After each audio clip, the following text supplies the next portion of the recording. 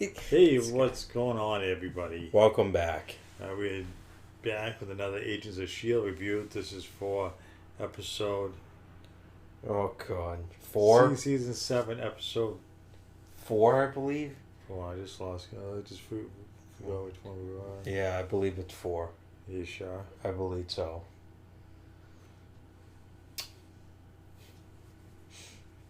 Anywho, who cares about the number? I'll put in the description anyways. It's late, so I'm a little Dizzy. a little punchy there. So we're here to discuss the latest Agents of S.H.I.E.L.D. episode, which we just finished watching. Yeah. So it looks like they realized that they left Enoch back in time, back in the 30s, and now they are now in the 50s. It was 1955, and they're trying to stop the Chronicoms from getting the what was the name of the device? What, the little watch-looking thing? No, the thing, the machine. The bomb? Yeah. I forget what it was called. It's definitely getting late because you're forgetting this. And so they're trying to stop the Chronicoms from blowing that up and killing everyone. So they have to go to Area 51, which is funny enough because people are going to think they're aliens. They had the couple at the very beginning. They were in the back of the truck. They thought they were aliens. Yeah. And then they said, "Oh, we're at Groom Lake, which is close to Area 51." So yeah, they got to figure out who's a Chronicom and who isn't, which I thought was kind of amusing. That the only way to find out is if they have emotions or not. So Simmons and Coulson, they're gonna test every single scientist there by seeing if they get some kind of emotional reaction. Some of the reactions were kind of funny. The guy, there's one scientist who starts crying. Don't you feel bad or whatever it was, and he starts crying. Then there's a lady in the bus that, what happens if you find a turtle and you flip it over in the middle of the sun and the poor turtle's going to bake and she starts crying. He's like, "Oh, wait, no, I'm sorry. It's not what I mean. You passed the test." So, it turns out that the Chronicle was in the building all along, and it was posing as some woman who was doing something to the machine with the light. I don't know what she was doing. I think she was like overriding it or something. Yeah, and somehow she was trying to take it over. And of course, so to get in the building, Coulson and Simmons have to pose as people they're not. So of course, Simmons says she's Agent Peggy Carter, and unfortunately, Daniel Souza shows up, and he knows who Peggy Carter is, and he knows that's not her. So he takes him and locks him up, and now Daisy's got to get them up by line that she's a member of the CIA. In which she is not a member of the CIA. Yeah, so she convinces him to let them out, and they end up locking him in the storage or jail, whatever you want to call it. Yeah, I think I'm doing all talking so far. No, I'm letting you talk. No, I mean, and they also, with Daniel, how do you say his last name? Souza. I mean, I thought it's very, very cool of how his character appeared, because he was also in the Agent Peggy Carter TV show that was on Netflix. So I thought that was like cool. So that was on Netflix. It was on regular TV. Oh, it was? Yeah, I think it was channel 4 or 5. I forget. ABC, I think it was on.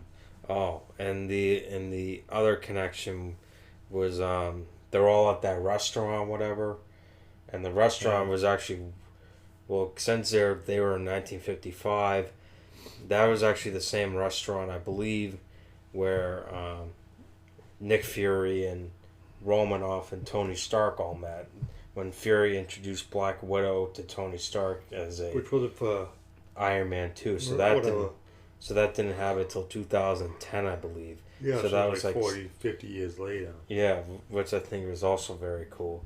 And then the director and what's the other guy's name? Director Mack and Integrated in the Secretary of Defense. Yeah. Whatever their names were. What, the guy they had, the guy that they had That- strapped to the chair? Yeah, that he claimed got abducted by Yeah, aliens. he said he was getting, he was abducted by aliens. It was, They were trying to get information out of him yeah. about something.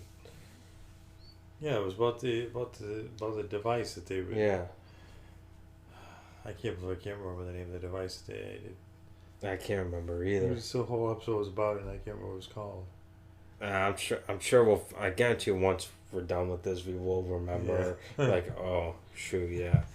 It's late at night, so it's kind of hard to memorize Yeah, things at this time of night. Yeah, true. Yeah, I didn't write it down. If you can have a And I also think it was cool at the very end, when the Chronicom eventually dies.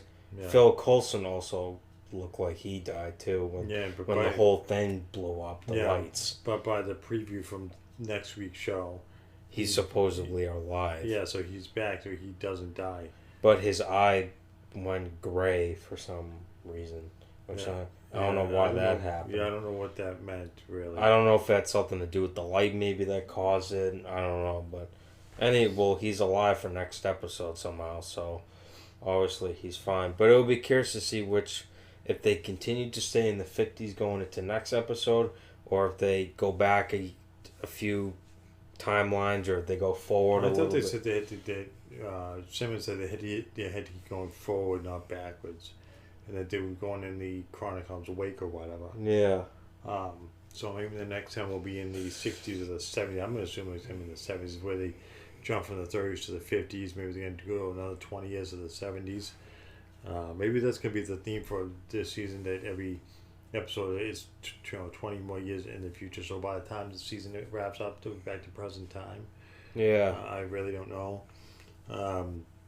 Maze seemed to, I know something, a couple things. Maze seemed to be acting a little bit better in this episode, like more herself, not quite herself, but a little bit better than the last episode. And what's her name? Which one? Sorry, I'm tired. It's getting late. Fine. Yo-Yo. She can't figure out what's wrong with her powers and why she can't go really fast. And they keep thinking, oh, maybe she's still not healing, 100%. Maybe that's why. How long does it take to heal? She's been like in a pod for like I don't months. know. Apparently, it takes there's something internal going on with her. I don't know, but she tries to, and she keeps getting like frozen or stuck or something. Yeah. So there's a lot of interesting things going on. And I'm also, where is Fitz? Like, Fitz has not been in any of the episodes, so. And he's supposed to be in it. Yeah, like, I just don't. I'm thinking maybe towards the middle to the end, maybe he shows up. yeah. That's what I'm thinking, because Yeah, he's a big part of the show, and that's he's not there. yeah. Well, I mean, last year in November, I went to an Agents of Shield panel in Rhode Island last year, and they did the fans, so like some fans can go up and ask the cast members and they were asking about Fitz, whether he's going to be in it, and I forget which cast member. I think it's Chloe, I think, that answered the question, and she's saying, oh, he's going to have a big role in this season. So I'm kind of surprised why he hasn't showed up yet. But I think whenever episode he does come back, I think his role will be very, very important going forward. Yeah. Which I'm looking forward to. But overall, another good episode this week. The story of it is just, it's really good so far. Right? Yeah, I really like it. It's been some pretty funny moments and some shit moments, like the ending where he's like, I've been abducted by aliens, and they're all like, what? Yeah, I don't think so. They don't think he's crazy. Yeah. Because there's no way people get back then. I think, back in the 50s, I'm going to believe that you're abducted by aliens. Yeah. But overall, I like how the story's progressing and how things have been, the story's been going, and the fact that they're bringing in different parts, like the thing about Daniel Souza and Carter, and every episode is adding another character from the future into the past. Like last week was what's his name? The guy who owns the speakeasy. What's his name? You can't blame us for this. It's late at night. We'll forget. Yeah, the guy who was in last week's episode. Remember, he owned the bar. Oh, the guy that's Oswald. Yeah, Patton yeah, Oswald. he is in his characters in the future. There's all these different characters from the, ancestors who started Shield, who started Hydra. They're showing up in the different episodes. So I think it's really good. Yeah. But overall, I think it's a pretty good episode. Yeah, I agree with you. It's getting late, so I think we're gonna wrap this one up.